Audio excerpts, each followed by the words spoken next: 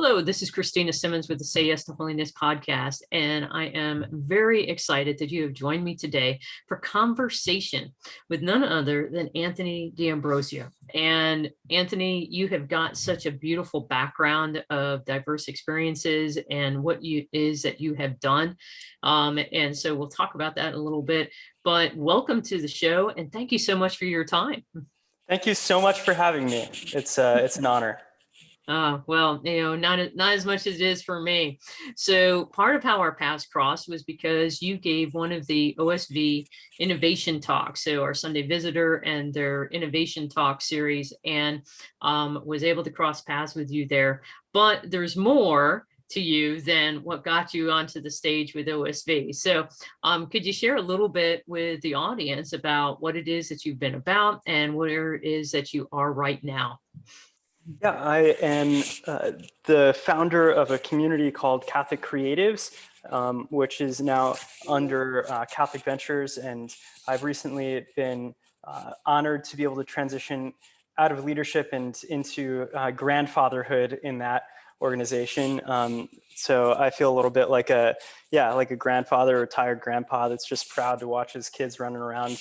And so that's amazing. And I run a creative firm called Sherwood Fellows that helps Catholic innovators and creatives to bring their ideas to scale. Projects like the Innovation Challenge was something that we helped to brainstorm, strategize, and launch. So things like that, the Catholic Design and Entrepreneurship Experience, which is a collaboration with the Book of Business. I love it. To launch a high school class that is design and entrepreneurship focused, that takes a lot of the things that we've been learning through Catholic Creatives, Catholic social teaching, and theology, and weaves them into something really practical that can be taught. The first principle thinking that sort of is at the bottom of entrepreneurship is being taught there. So things like that that I've been able to be a part of, and now I'm also working on children's books and scripts for creative projects that I personally want to launch. So, yeah. Wow. Awesome. I did not know that you were involved with Seed. We're actually, so I'm an M-Code certified coach. And so came to know Dr. Joshua Miller and Luke Burgess. And then when Luke went to CUA and began his work there, I was so excited by it. And it was something where my husband and I were looking to try and do a group here within our parish this year. Wow. And work with high schoolers, junior, seniors, and try and really provide something that's truly needed, is that true integration, as you were saying, and fundamental shift of how it is that we're thinking and approaching our lives. And so with my husband, he spent 28 years in the military, and then spent 20 years, running his own business. And I helped with, I spent 14 years in the military and helped with the business as well, and then our own different backgrounds. So we almost feel like it's a match made in heaven almost, for us to be able to speak all of what it is that Seed speaks of. So awesome. Wow. So it's so great to hear that you were a part of that as well.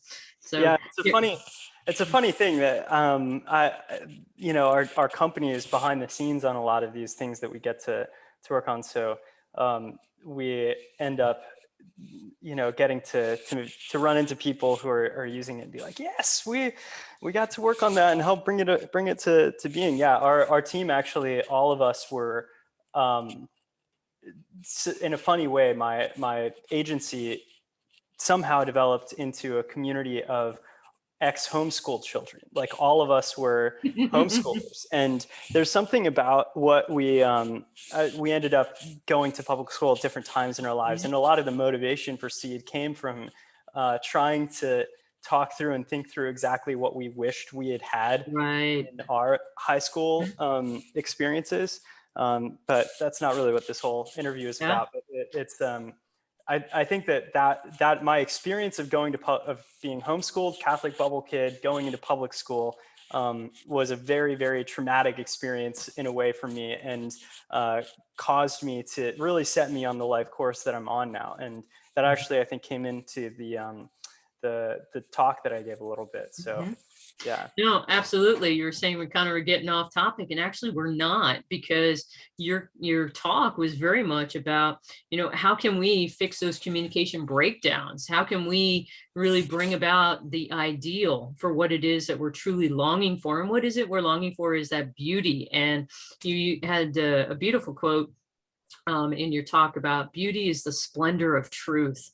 And and it's so much of where, when you were speaking about that and your desire to kind of track for people, how did we lose track of this fluency for beauty? And it got me to thinking, what might be some ways that we might be able to dispose ourselves to beauty, so that way it might be easier for us to step back into and gain fluency again. Mhm. Yeah, so I think that the problem that you're pointing out in a way is that like we have lost, and I think this is particularly as Catholics, not because of our theology, but because of our defensiveness in our culture. We've lost the ability to experience and be fluent um, in conversating in the language of beauty. And what that looks like and means, you can see it culturally on a grander scale. I mean, everybody knows and is pretty familiar with the problem of ugly churches and ugly architecture. We're like, if we were the people that came up with St. Peter's Basilica, how did we get here? Why is it that our music is horrible? And why is it that our day-to-day experience of mass generally is in an ugly building with ugly music, with ugly bulletins and clip art? Mhm. If we are the purveyors and perhaps the most famous and strongest in history of sponsoring and communicating in beauty. And my answer for how that happened for me, how I lost that, I think is a really important part of like thinking about how to bring that back. Because Mhm. usually I think that we think about beauty, and there's a certain, if we want to be, why did we stop being beautiful, like modernism? And there's a big truth to that. Obviously, there's huge issues with the philosophies that have sort of impacted the church. But I think that there's a little bit of a way of stepping out of responsibility in that, Yeah. that like all of us actually, what our churches become is ultimately a emanation of what we are as individual Catholics and as families. And I think that the truth is that we have a huge part to play in the loss of that fluency in ourselves. And for me, the way that I saw that happening was that I'm a kid who grew up in a very strong Catholic family with an incredibly traditional academic and theological sort of home. My dad is a PhD in theology. He's on the speaker circuit. We had Father Mitch Pacwa and Scott Hahn and Douglas Bushman, all these amazing people who had amazing brains that came through our house and had dinner and would share. Mhm. But the conversations always went political in some way. And Mhm. the sense of there are bad things happening in the world that are coming against us, and there's bad things that are happening in the church that are coming against us. Those like were this, I would say, almost like oppressive and bleak, like just veil that was over my life as a Catholic. And I felt growing up like I had to fight in a way to I had to fight for my faith. Every Mhm. inch of life that was going to be given to me, or space that was going to be given to me, was something that I had to conquer and do battle for in a way. And I think that the defensive attitude that we have, that fight or flight mechanism that is almost always turned on with in regards to the church, that I think our culture, our Catholic culture, at least here in America, has developed, is even neurologically wired to make us bad at beauty and at creativity. Uh, Mhm. there's almost like a brain state that we're unable to enter which is a dialogue with the Holy Spirit that comes from fear. And you can see this all in Scripture, right? Like, it's why why do not fear is spoken so often by Jesus and by angels in the Revelation, that we cannot perceive God if we're afraid. And so, yeah, that's a long story short, but. No, I totally agree. I often have told people, just to get them to think about the fact that the opposite of love is not hate, but rather is fear. Because we cannot love when we're afraid. It's just not, capable. You talked in your conversation with Jason Shanks of the OSV Institute. You talked about the fact, and you said this. You said every world-changing idea is a collaboration, and I find it fascinating that your life is a model of that. Of where you're just like, no, I don't want that, defensive kind of, oh, the world is all terrible and bad. I don't want that. Rather, I want to be able to envision something else. And, you reached out and, you gave your first experience in the talk, speaking about your love for punk rock and Blink-182. Yeah. And, but, what are some other things that you would point people to be able to say, you know what, we don't have to be living in this, citadel of fear. We don't have to be drawing up the drawbridges. Yeah. So I think that I've come to this perspective because I'm actually a very, very anxious person by nature. And so the work of fighting fear is like in a way, the constant work of my life. And it's sort of the Goliath sword for me, in the story of David, he ends up with Goliath's sword as a part of his like entrance into kingship. And I think that the way that I have learned to defeat fear in myself has been really doing the work of acknowledging what I am afraid of. And I think one of the things that I do with clients when we're starting a project with them, or starting to process like a big strategic thing, we have found that the biggest blocks to creativity are in that unspoken fear and defensiveness that everybody has inside of them that they probably aren't even aware of. It's like a burden that we're always carrying around. And so until that's spoken out in a place of vulnerability, that level of collaboration and of beauty, of like just free, playful creativity can't be touched, can't be accessed. It's like a door to Narnia. That's like the wardrobe just on our world, in our rooms all the time. That's the entrance into the Holy Spirit and into creativity and into play, into magic. And we can only get through that if we are willing to stop, unburden ourselves from our fears and share them vulnerably with each other, with courage to believe that there's going to be something that can be healing about that process. So how to do that? There's kind of funny processes, but one of the things that we've done is we will ask somebody, where in your life have you felt closest to God and felt at your best? And we'll have a good conversation about that to build trust. And then we'll ask them, okay, where have you felt like you've been at your worst as an organization or company or couple or whatever, and furthest away from God in that? And just having those two questions, they're very deep and intense, obviously, but the courage to go through them and just share it with each other can create this amazing level of vulnerability. Other options would be drawing together, writing, doing something like a collaborative prompt. For instance, I sat down with my girlfriend and both I gave the prompt of like, let's both draw our ideal treehouse. If we were ever to have and live in a treehouse, let's just draw a picture, a sketch of that, and share that with each other.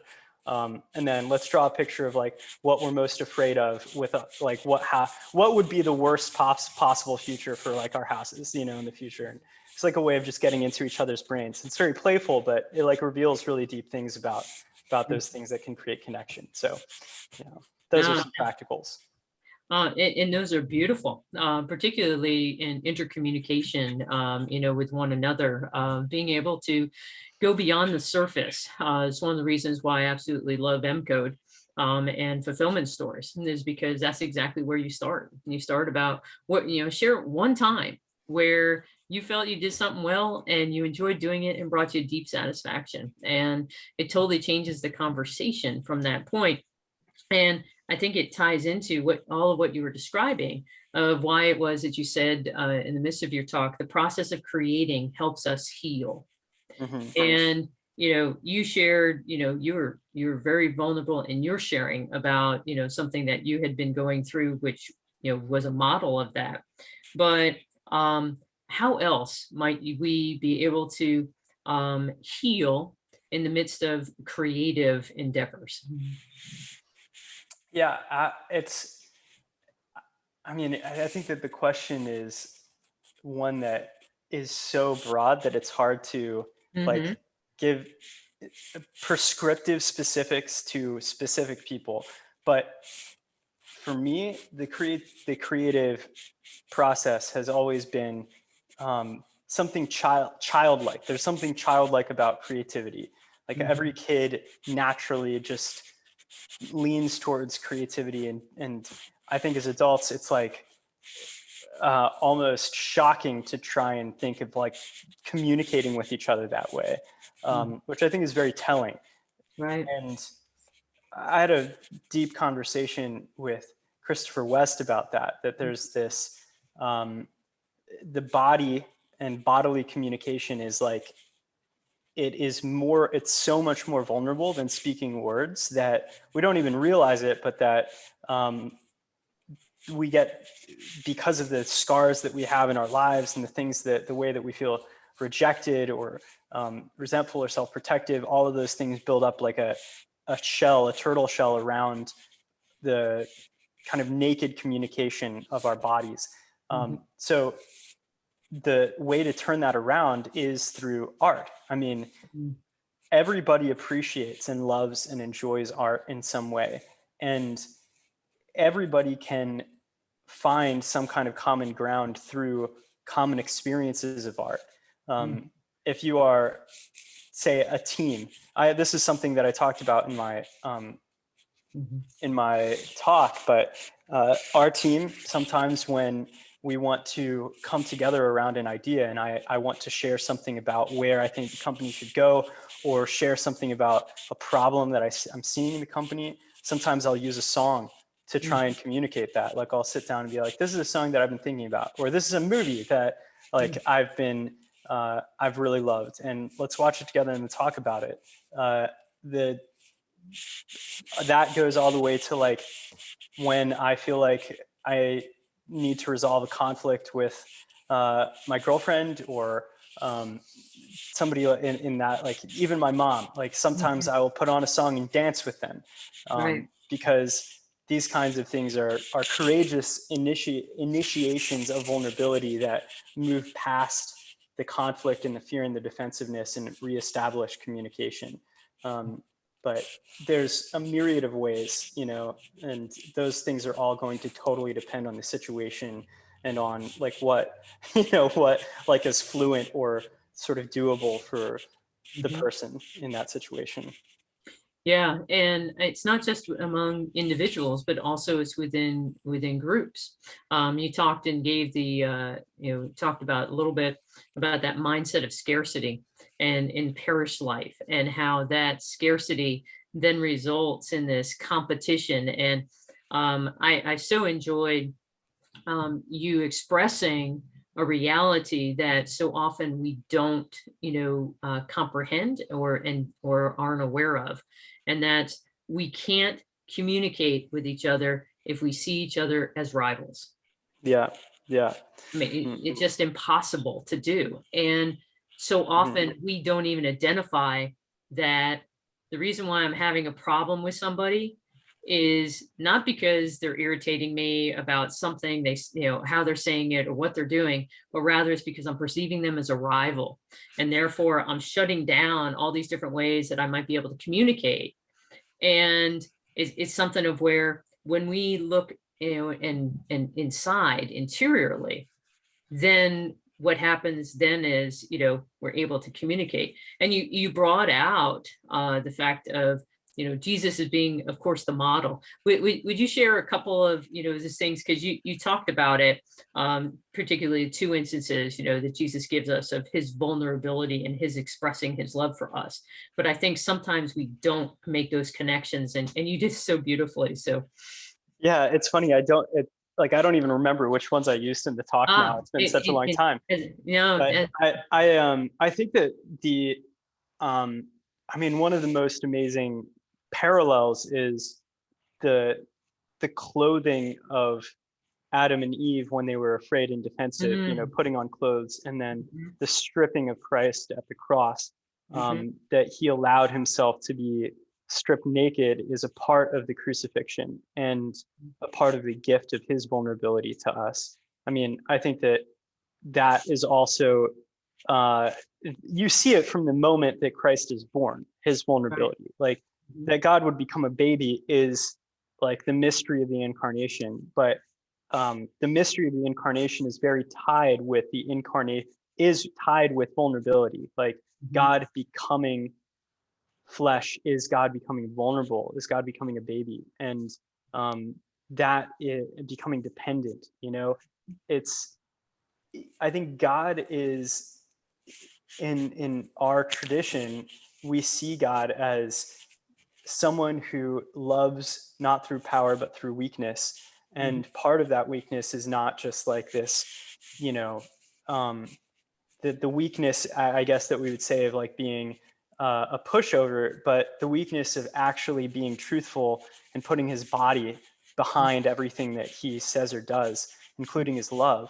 So the act of him washing the feet of the disciples is an amazing gift of vulnerability. The act of Thomas, when Thomas is doubting, Christ opens the scar on his side and brings the hand to touch him, to bring it inside of his scar. What an amazing way of communicating. It's like totally bodily. And if I could see myself like in that moment, I would feel rejected. You know what I mean? Like that's part of my human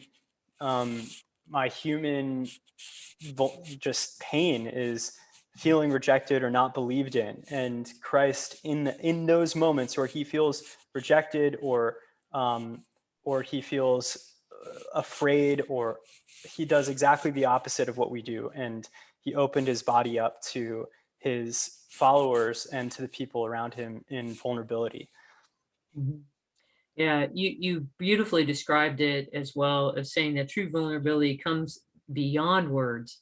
It comes when we're showing tenderness and love when we could be rejected. Mm-hmm. And I think that is such a guide for us, is that, when most of the time our world tells us that vulnerability is about providing more information, Yeah. and it's just like, no, that's not vulnerability. Right. But rather, I think your definition is a beautiful one for us to bear in mind. If I'm striving to be vulnerable, is by showing tenderness and love when I could be rejected, and willing to risk that. And again, it comes back to that, having that courage that we were talking about in the beginning, to be able to share. You talked beautifully also about God speaking to people through story. And so that's a huge theme for me. That was where I did my master's degree work, was in the power of story for living a life of authentic discipleship. And was wondering, what is one of your favorite stories that has impacted you recently? Okay. Yeah. So the stories that I have watched are actually less impactful than the ones that I am sort of working on myself in a way. Okay. So is it all right if I talk a little bit about No, that? absolutely. So there's two things that I've been working on. One is a script for a movie about the the life and death of St. Maximilian Kolbe, and particularly the ending of his life, rather than focusing on the leading up to his sort of sacrificial moment of exchanging his life in Auschwitz for another prisoner to go into the death, the starvation bunker. Obviously, that was a very high crescendo moment, but he survived for I think it was 14 days in that, and there were all of these reports of people, the whole sort of bunker, the cell block, all joining unanimously in song and in prayer while he was in there, and reports of how the tone and the morale of Auschwitz totally changed through his witness in that. And I think that I've always struggled with the question of suffering. Like, what could my life mean if I don't end up being successful and I don't end up being this, big public success? And if all of these things that I am trying to do, fall apart or whatever. And Kolbe himself was somebody who had this massive following. He was like a Bishop Baron of Poland. Yeah. And he gave up all of that for very concrete people. He hid Jews, and he got caught, got put in Auschwitz, and he gave his life up to save another person, and to pastor men through that process of death. And so that has been, just thinking about that witness has been incredibly moving and powerful to me. And then the second one is a children's story that I'm actually writing right now. That is a retelling of the parable of the treasure in the field, or the pearl of great price. But as on a playful jungle island called Falafel Island, with a bird named Beagle, and the adventures of this bird. And it's been a very children's books are always really profound in a way. And so this is a really profound story about love, and about the willingness to give up having a really broad, famous, sort of successful life for the sake of love. And so that's both stories kind of have a similar moral, but they both are in a way God working on me from different directions. So yeah, I was going to say, it sounds like that is definitely something that you're working out in your own life, and we get the benefit from it in the creativeness. I can say that. So for me, I have a pantheon of saints, but I have a saint every day, and my Saturday saint, Marian Day, is Saint Maximilian Kolbe, and I've had the privilege of pilgrimaging to only here in the United States, but up to Chicago, up there, and spending time, and it is a profound witness that he has given us, of where he truly was vulnerable, in the truest sense of the word, but yet he never lived any less than a life of absolute abundance and peace and joy. And I think that's what all of us are really seeking, is to live that way. And doesn't matter the circumstances.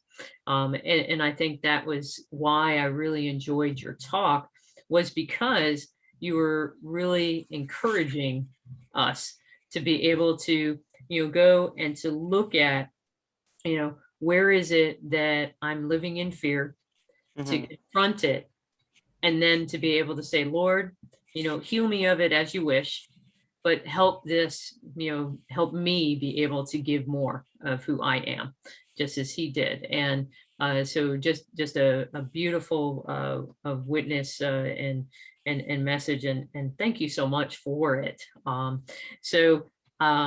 As I was saying before we got started, our time was going to go by so quickly. But I'm so glad that you were able to share about your couple of projects coming up. Is there a place where people can get connected with you, or kind of keep track of what it is that you're doing in any way?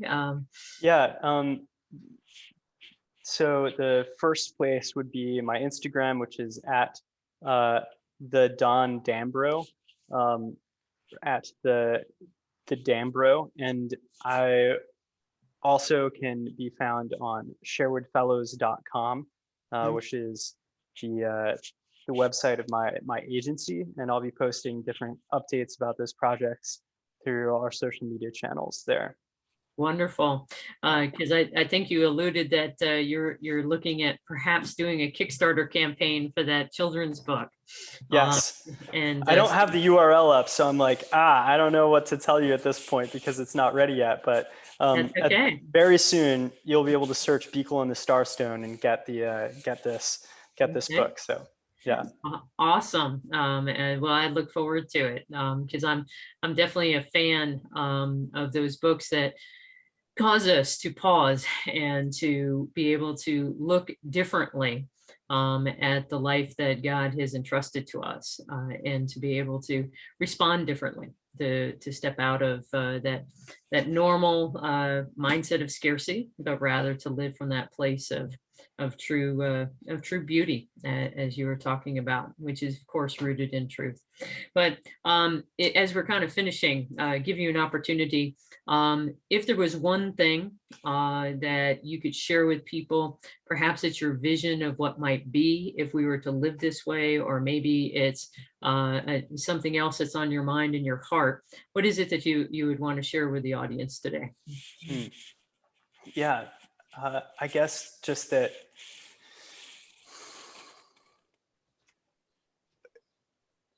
a lot of times we think that the best way to respond to our fear is with anger or with aggression or with even razor sharp intelligence and cleverness. And all of those things are not how God instructs us as Christians to respond to our fears. And I think that this is the most difficult call to live out inside of our families. It's much easier in a way to be vulnerable with friends than it is to be vulnerable with those who are closest to us. But I guess my favorite memory of that was when my family was going through a really tough time when we were kids. Financially, my dad's business was really struggling. We had the conversation where my mom sat us down and was like, "We're not going to be doing presents this year, and it's going to be really hard." And as kids, we sort of revolted against the heaviness of that, and we decided that we were going to go and find and pilfer things from each other's rooms that, like, we thought the person perhaps had lost track of appreciating. And we wrapped them all and gave them to each other as gifts, and like unwrapped them on Christmas. And it was very, very beautiful. It was such a beautiful experience for all of us. And I think it was actually like our favorite Christmas, because of the meaning of it that came.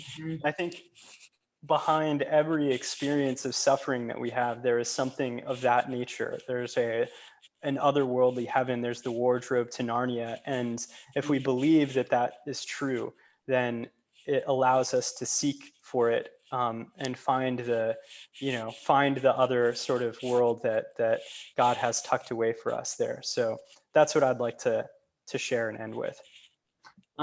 Absolutely beautiful. I will definitely take that, with me, as that reminder. So to paraphrase, behind every experience of suffering, there's a doorway into heaven.